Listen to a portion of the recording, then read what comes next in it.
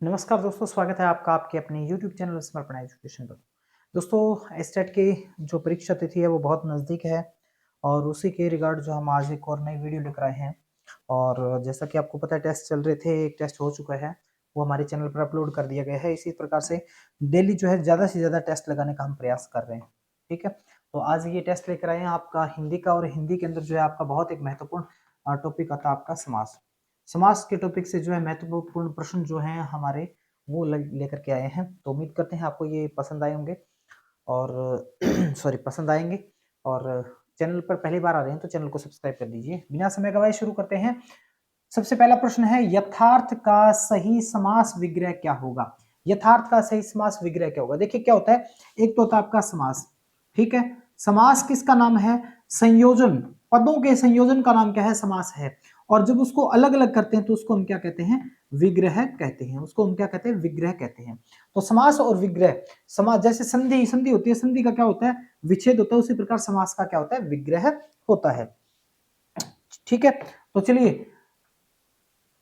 पहला हमारा प्रश्न जो है आपके सामने स्क्रीन के ऊपर है, और इसमें क्या है? यथार्थ का। यथा, इसमें दो पद हैं। देखिए समास में क्या होता है, एक होता है आपका पूर्व पद और दूसरा होता है आपका उत्तर पद। ठीक है, तो इसमें पूर्व पद क्या है? पूर्व पद है यथा, और दूसरा जो उत्तर पद है वो क्या है? वो है अर्थ। ठीक है, यथा और अर्थ। ठीक है, तो इसमें देखिए कि इसका जो विग्रह होगा वो क्या होगा? यानी अर्थ के अनुसार। ठीक है, अर्थ के अनुसार विग्रह जो होगा वो क्या होगा? अर्थ के अनुसार। अब जब अर्थ के अनुसार है तो इसमें जो है दोनों पद आपके, पहला पद हो गया दूसरा पद हो गया, तो इसमें अगर ये पूछ ले कि समास कौन सा है, तो समास इसमें क्या है? जैसे पहला पद यथा आया है, जहां पर पहला पद जो है अव्यय हो, जिस समास में पहला पद अव्यय हो तो वो समास कौन सा होता है? तो वो समास होता है आपका अव्ययभाव समास। तो राइट आंसर क्या होगा? यथार्थ है अर्थ के अनुसार। ठीक है, और आपका समास होगा अव्ययभाव समास। दूसरा है नवयुवक। नवयुवक का सही विग्रह नहीं, इसमें जो है मिसप्रिंट है ये। इसमें बताना है समास कौन सा, इसमें समास का नाम बताना है, समास का किस समास का ये भेद है। ठीक है, तो नवयुवक का सही समास विग्रह कौन सा होगा? नवयुवक। दो पद है, पहला है नव और दूसरा है इसमें युवक। ठीक है, अगर इसका विग्रह करें तो क्या होगा? नव है जो युवक। ठीक है, यानी नया नया जो बना है युवक, नया नया जो बना है, यानी नव नव बना है जो युवक। ठीक है, अब ये जो अगर आ जाए जिसमें ये आ जाता है जो सो, तो अक्सर क्या होता है? वो कर्मधारय होता है। इसमें क्या है? नव युवक में जो है आपको बताना है समास कौन सा? कर्मधारय, अव्ययभाव, बहुव्रीहि और तत्पुरुष। ठीक है, तो यहां पर अगर देखें अव्ययभाव होता है तो उसमें क्या होता है? पहला पद जो है वो अव्यय होता है। इसमें क्या होता है? पहला पद अव्यय होता है। ठीक है, बहुव्रीहि में क्या होता है? बहुव्रीहि में जो है वो अन्य पद प्रधान होता है। ठीक है, और तत्पुरुष जो होता है इसमें आपकी जो कारक विभक्तियां है जो उनका प्रयोग होता है, कारक विभक्तियों का प्रयोग होता है। ठीक है, तो यहां पर जो है इसमें अगर देखें, और इसमें क्या होता है? ये विशेषण विशेष्य वाला भी होता है। ठीक है, कर्मधारय जो है ये विशेष्य विशेषण वाला होता है। ठीक है, या जो है उपमान उपमेय वाला होता है। तो इसमें देखिए युवक की विशेषता कौन बता रहा है? ये नव शब्द बता रहा है, तो ये विशेष्य विशेषण वाला है, यानी कि आपका कर्मधारय हो जाएगा। अगला प्रश्न है, मुखारविंद का सही समास क्या होगा? सही समास क्या होगा? विग्रह छोड़ दीजिए, सही समास क्या होगा? तो देखिए दोनों चीजें साथ की साथ चलेंगी, क्योंकि जब तक आप विग्रह नहीं कर पाओगे तब तक जो आप सही उत्तर नहीं दे पाओगे। इसलिए विग्रह का आना जरूरी है। समास का विग्रह आएगा तभी आप जो उसका अनुमान लगा पाओगे कौन सा है। मुख, इसमें एक पद है मुख और दूसरा है अरविंद। मुख और अरविंद। ठीक है, मुख कैसा? अरविंद के समान। ठीक है, तो अब के समान आ जाए, यानी कि विशेषण विशेषता वाला आ जाए, जिसमें आपका के समान, ठीक है, या फिर ये शब्द आ जाए जो, ये किस में प्रयोग होते हैं ये आपको बताएंगे। तो इसमें द्वंद्व समास, द्वंद्व में क्या होता है? जिसमें दोनों पद प्रधान होते हैं, पूर्व पद भी उत्तर पद भी दोनों प्रधान होते हैं। कर्मधारय में विशेषण विशेष्य हो, या फिर जो है उपमान उपमेय हो, एक दूसरे की विशेषता बताने वाले हों। अव्ययभाव में जिसमें पहला पद अव्यय हो, और तत्पुरुष में विभक्तियां। तो देखिए यहां पर ये के समान वाला आ रहा है, और ये किस में आता है? ये आता है आपके कर्मधारय में। तो मुखारविंद का सही समास कौन सा होगा? कर्मधारय। प्रत्यक्ष, प्रत्यक्ष का सही समास विग्रह क्या होगा और समास का नाम बताना आपने। तो प्रत्यक्ष को जब विग्रह करेंगे तो अव्ययभाव, तत्पुरुष, द्विगु या द्वंद्व, तो इसमें क्या बनेगा आपका प्रति जमा अक्ष, यानी कि प्रति पूर्व पद है और अक्ष जो है उत्तर पद है। अक्ष क्या किसको कहते हैं? अक्ष का अर्थ है आंख, अक्ष का अर्थ क्या है? आंख, और प्रति का अर्थ होता है सामने, ठीक है।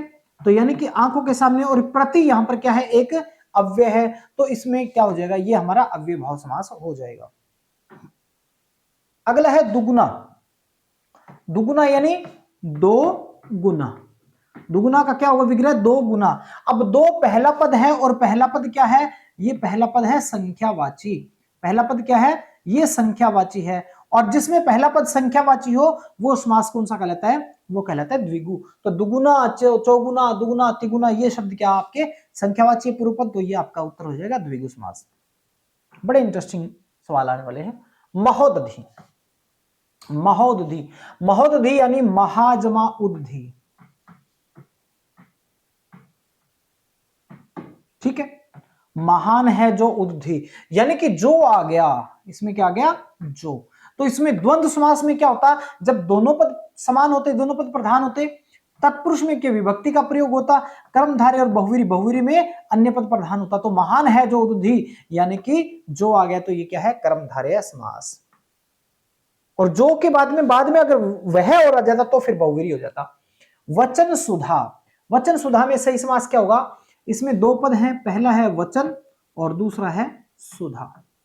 वचन और दूसरा है सुधा, यानी कि आप इसको कह सकते हैं वचन रूपी सुधा, वचन रूपी अमृत, वचन रूपी सुधा। अब जिसमें रूपी आ गया तो रूपी वाला भी कौन सा होता है? ये भी क्या हो गया? आपका विशेष विशेषण हो गया, तो ये भी आपका क्या होगा? इसमें कर्मधारय समास हो जाएगा। वचन सुधा, वचन सुधा जो काफी इंपॉर्टेंट उदाहरण है, तो ये वचन रूपी सुधा इसका विग्रह हो जाएगा, जिसमें रूपी के समान, की तरह, के जैसा ये आ जाए तो फिर वो कर्मधारय होता है। अगला अठन्नी। अठन्नी का सही विग्रह समास क्या होगा? तत्पुरुष होगा, द्विगु होगा, बहुवीरी होगा या अव्ययभाव होगा। देखिए अठन्नी में क्या है? अठन्नी का विग्रह जब करेंगे तो ये होता है आठ आनों का समाहार, आठ आनों का समूह या समाहार, ठीक है। अब आठ आने, यानी कि इसमें क्या है? पहला पद आठ है और पहला पद क्या है? संख्यावाची है, और संख्यावाची जिसमें होता है वो आपका द्विगु होता है, ठीक है। तो पहला संख्यावाची। अगला प्रश्न है शोकमग्न। शोकमग्न, ठीक है। तो इसमें पहला पद क्या है? शोक है, और दूसरा पद क्या है? मग्न है, ठीक। कौन सा उदाहरण, इसमें कौन सा समास होगा? हमने दोनों पद अलग अलग कर लिए, शोक और मग्न। द्विगु, तो द्विगु में क्या होता है? पहला पद संख्यावाची होना चाहिए, नहीं है तो द्विगु नहीं होगा। द्वंद्व, द्वंद्व का मतलब दोनों पद जो है वो बराबर के हों, तो इसमें दोनों बराबर के नहीं है। अगला बहुवीरी, बहुवीरी जिसमें अन्य पद प्रधान हो, तो ये हमारा तत्पुरुष होगा, क्योंकि विग्रह होगा शोक में मग्न, शोक में मग्न। और ये तत्पुरुष का कौन सा भेद होगा? तो ये होगा अधिकरण तत्पुरुष। कौन सा होगा? अधिकरण तत्पुरुष, अधिकरण तत्पुरुष समास ये हो जाएगा, ठीक है। अगला सवाल, कम से कम समय में ज्यादा से ज्यादा करने का प्रयास है। आजीवन। आजीवन में कौन सा समास है? तो इसमें दो पद हैं, पहला पद है आ और दूसरा पद है जीवन।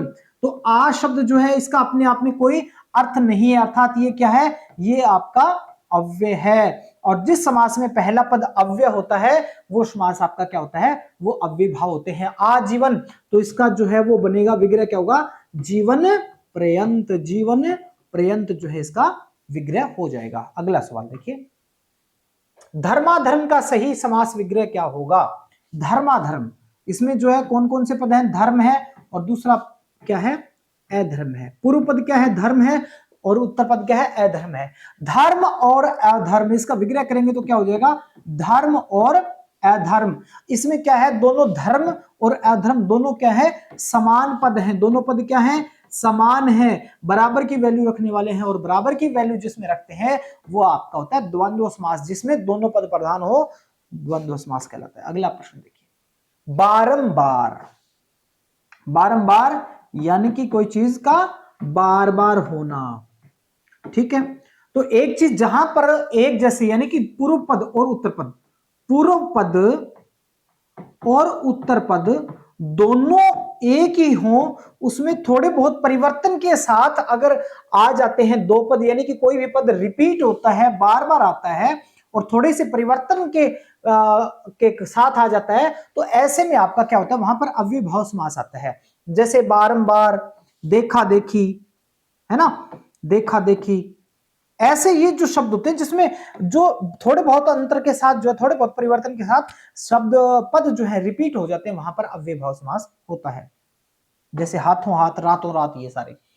अल्प बचत, अल्प बचत का समास विग्रह क्या होगा? अल्प बचत का समास विग्रह क्या होगा? अव्ययभाव समास, तत्पुरुष, द्वंद्व और कर्मधारय। दोनों पद हैं आपका, पहला है अल्प और दूसरा है आपका बचत। अल्प बचत, तो इसका विग्रह, अल्प का अर्थ होता है कम और बचत यानी बचत, अल्प है जो बचत, इसका विग्रह जब आप करेंगे तो क्या बनेगा? अल्प है जो बचत। ठीक है, तो जो आ गया, तो जो कहां पर आता है? ये आता है आपका कर्मधारय समास में। कहां आता है ये? आपके कर्मधारय समास में आता है। अगला प्रश्न है चवन्नी। चवन्नी पहले भी आ चुका, ढन्नी आया था, तो चवन्नी क्या होता है? चार आनों का समाहार या चार आनों का समूह, चार आनों का समाहार या चार आनों का समूह। तो ऐसे में चार आनों का समूह, तो इसमें पूर्व पद जो है वो क्या है? चार आएगा। ठीक है, तो ऐसे में संख्यावाची हो गया, और संख्यावाची हो गया तो हमारा उत्तर क्या होगा? द्वंद्व समास होगा। संख्यावाची, सॉरी, द्वंद्व नहीं होगा, द्विगु होगा। अगर ये आ गया तो आपका क्या होगा? द्विगु समास हो जाएगा। ठीक है, संख्यावाची है। अगला देखिए, त्रिफला। त्रिफला यानी इसमें त्रि और फल शब्द है। पहला पद है त्रि और दूसरा है फल, यानी कि त्रिफल, तीन फलों का समाहार। त्रिफला किसको कहते हैं? त्रिफला में कौन सा होता है? हरड़, बहेड़ा और आंवला। ये तीन चीजें मिलाकर के क्या बनता है? त्रिफला बनता है। ठीक है, यानी इन तीन चीजों से बनता है हरड़, बहेड़ा और आंवला, तो तीन फलों का समाहार है ये। त्रिफला क्या होता है? तीन फलों का समाहार, तीन फलों का समूह या समाहार। तो तीन फलों का समाहार क्या कहलाता है? वो कहलाता है त्रिफला, यानी कि संख्यावाची शब्द है और संख्यावाची है तो द्विगु समास। अगला, सदाचार का सही समास विग्रह क्या होगा? सदाचार, सदाचार में क्या है? पहला शब्द है सत और दूसरा है आचार। सत और आचार, सत और आचार, यानी कि सत है जो आचार यानी व्यवहार। सत यानी अच्छा है जो व्यवहार, जो व्यवहार, सत है जो, और जो जहां पर आ गया वहां पर क्या होता है? आपका कर्मधारय समास हो जाएगा। अगला प्रश्न, रसोई घर। रसोई घर यानी कि अव्ययभाव, इसमें क्या है? आपका पहला पद है रसोई और दूसरा है घर। ठीक, रसोई, तो इसका विग्रह क्या होगा? देखिए यहां पर बड़ी समस्या है, रसोई का घर या रसोई के लिए घर? रसोई का घर होगा या रसोई के लिए घर होगा? तो देखिए रसोई किसका नाम है? रसोई किसका नाम होता है? खाने पीने की वस्तुएं, खाने पीने की वस्तुएं होती हैं, उनको हम क्या कहते हैं? जो खाने पीने की रसद जो है उसको हम क्या कहते हैं? रसोई, उसको हम कहते हैं रसोई। तो खाने पीने की वस्तुओं के लिए जो घर है, यानी कि इसका सही विग्रह हो जाएगा आपका रसोई के लिए घर। रसोई के लिए घर, ठीक है, रसोई के लिए घर हो गया। तो ऐसे में के लिए, यानी कि ये क्या है? आपका संप्रदान कारक है। और ऐसे में देखिए पूर्व पद जो है अव्ययभाव, तो यहां पर पूर्व पद क्या है? रसोई है, यानी कि अव्यय नहीं है, द्विगु संख्यावाची नहीं है, और दोनों पद जो है वो बराबर भी नहीं है, तो इसलिए तीनों नहीं हो सकते। इसमें क्या हो जाएगा? तत्पुरुष। और तत्पुरुष में अगर बात करें कौन सा होगा, तो इसमें हो जाएगा आपका संप्रदान तत्पुरुष। कौन सा हो जाएगा? संप्रदान तत्पुरुष आपका उत्तर हो जाएगा। ठीक है, अगला प्रश्न, लोकनायक। लोकनायक, लोक का नायक, नायक यानी नेता, लोक का नायक या लोक का नेता। ठीक है, तो ऐसे में यहां पर का के की, यानी क्या हो जाएगा? ये हो जाएगा संबंध, संबंध तत्पुरुष हो जाएगा। क्या हो जाएगा आपका संबंध तत्पुरुष समास यहां पर हो जाएगा। अगला प्रश्न है त्रिलोक। त्रिलोक यानी त्रि का अर्थ होता है तीन और लोक, आकाश लोक, पाताल लोक और पृथ्वी लोक। तीन लोकों का समाहार, तीन लोकों का समाहार क्या कहलाता है, वो त्रिलोक कहलाता है। तो पहला पद क्या है, संख्यावाची, इसलिए आपका क्या हो जाएगा, ये द्विगु हो जाएगा। अगला प्रश्न है कृष्ण पक्ष। कृष्ण और उत्तर पद है पक्ष। कृष्ण पक्ष, तो इसमें जब विग्रह करेंगे तो विग्रह क्या बनेगा, विग्रह बनेगा कृष्ण है जो पक्ष। कृष्ण है जो पक्ष, और जो आ गया तो इसका अर्थ क्या है, आपका कर्मधारय समास हो जाएगा। अगला प्रश्न भरसक। भरसक का सही विग्रह क्या होगा, भरसक, भर और सक। अब सक का अर्थ क्या है, कर सकना, और भर यहां पर क्या है, भर एक अव्यय है। क्या है, दिन भर रात भर, वो भर है। भर यानी पर्यंत, पर्याप्त, यानी कि जहां पर शक्ति भर कोशिश की गई है, यानी कि जितना आपका इसका विग्रह जो होगा वो क्या होगा, शक्ति भर, जितनी आप में शक्ति थी उतना जो आपने प्रयास किया वो उसको क्या कहते हैं, भरसक प्रयास करना। ठीक है, तो भरसक का विग्रह जो होगा वो क्या होगा, शक्ति भर होगा। और ऐसे में क्या है, भर एक अव्यय है, तो ये समास हो जाएगा आपका अव्यय भाव। मृग नयन। मृग नयन का सही समास विग्रह क्या होगा, मृग नयन, इसमें क्या है, मृग और दूसरा है नयन, मृग नयन।